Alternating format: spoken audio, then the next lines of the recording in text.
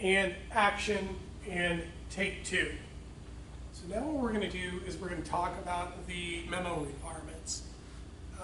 First, what we're going to do is we're going to talk about what type of memos you're going to be writing. And they're going to be business quality memos, business memo standards. You will do 5 memos. One will be on stock prices or equities, bond prices, fixed income, oil prices, and gold prices, which are considered commodities and alternatives, and foreign exchange currencies, which are also called FX. You are required, the memos are to be in 12-point type, font size, Times Roman fonts, 1-inch margins at the top and the bottom and on the left and the right, limited to 1 page. You will have 2 graphs on the right-hand side underneath the trade tables. You will include the totals for those trades, both individual category and then grand total. You will be tracking indices, ETFs, and stocks. You will include the ticker symbols, the supporting data in bullet points underneath the tables, and you can find a lot of information to support your analysis and your memos using the Financial Times, the Wall Street Journal, the New York Times, Yahoo Finance, Seeking Alpha, GARP, stock charts, and big charts. You'll be able to get the stock charts there. I highly recommend that you go to Seeking Alpha and register and then click on the boxes.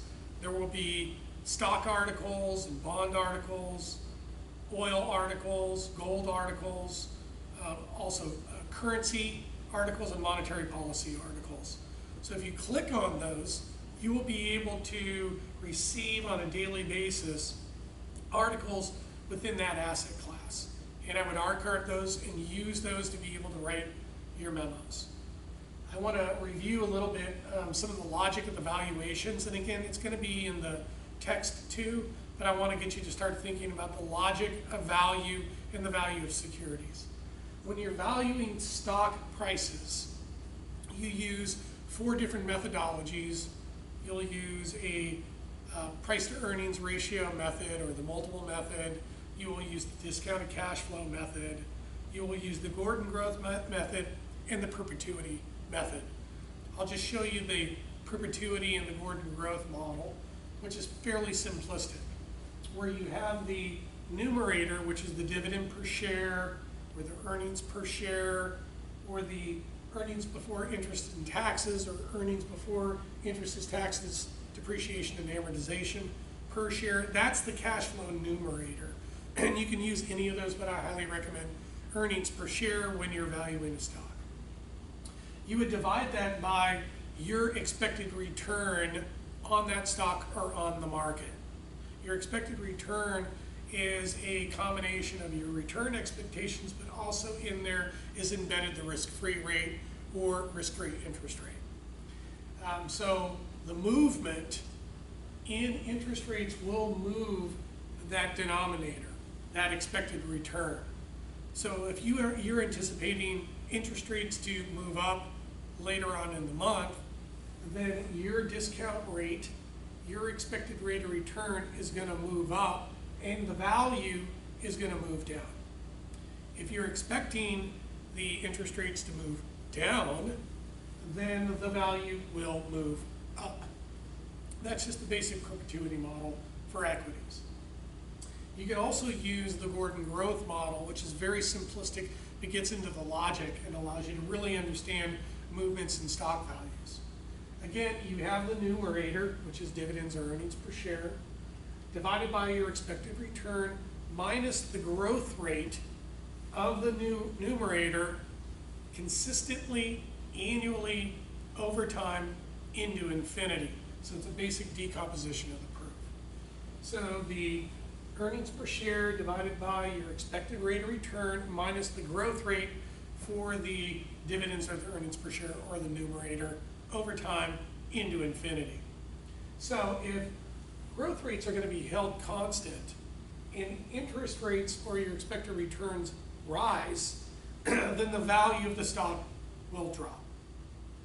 If the expected return drops, holding the growth rate constant, then the valuation will go up.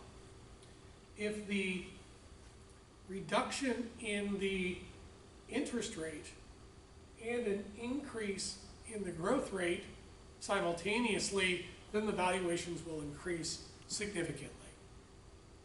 If the interest rates move up, but move up less than the increase in growth rates, then the values will go up.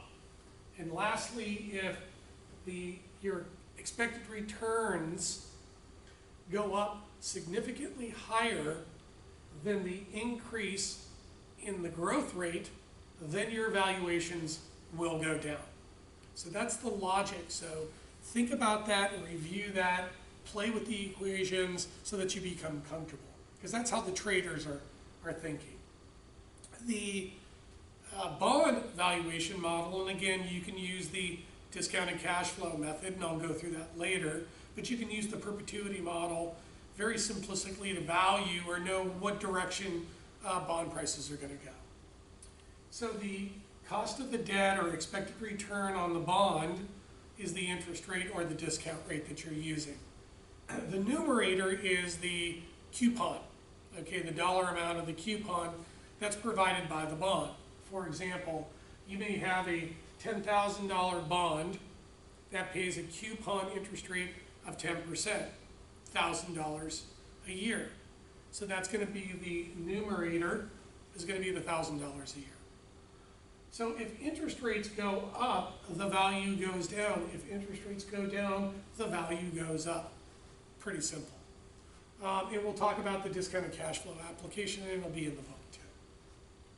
In regards to oil prices and gold prices, they don't have an income component to it. The movements in these commodity prices are driven by aggregate supply and aggregate demand in the marketplace. So if there's increased demand for oil or gold, then the prices will go up. If there's decreased demand, then the prices will go down. If there's increased supply, the prices will go down. And if there's restriction or contraction in supply, the prices will go up. Fairly simple. And then lastly, we have currencies. Currencies can appreciate in value and they can depreciate in value. They can be revalued up or revaluation in the currency or a devaluation in the currency. When a currency depreciates or is devalued, it makes its commodity prices, its prices of its commodities cheaper in the global commodity market. So therefore, for like China, which is an export-oriented economy, because their goods are cheaper, they are going to export more. But their imports are going to be more expensive. Because as one currency depreciates or is devalued, all other currencies appreciate and are revalued up. Lastly is the factors that really drive appreciation and depreciation of currencies. And those factors are the aggregate supply and demand for that currency. If there's more currency on the market, then the currency is going to depreciate or be devalued.